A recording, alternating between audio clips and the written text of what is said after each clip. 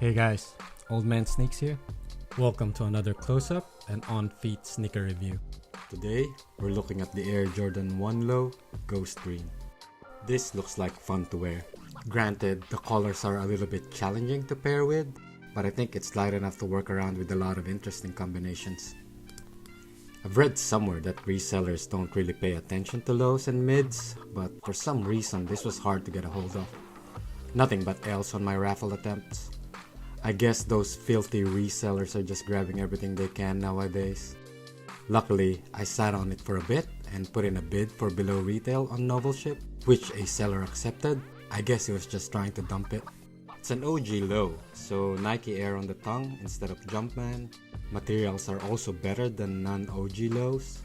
The white leather part is soft and not plasticky, and it's wrapped in nubuck-like ghost green leather. Interesting tongue color. Its pink salmon-like color is very inviting of a light pink lace swap. Speaking of laces, it comes with 2 extra laces, neon green and black. It's always nice to have extra laces on your kicks to play with. The heel tab is in silver with black Air Jordan Wings logo pressed onto it with a black outsole to match it. And it also allows for the black lace swap to work.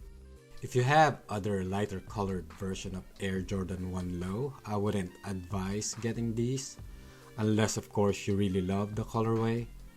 Frankly, I think the neutral gray low is superior to this, but if you're looking for something to get under retail, this is not a bad option. If you haven't already, please subscribe to my channel and follow me on Instagram.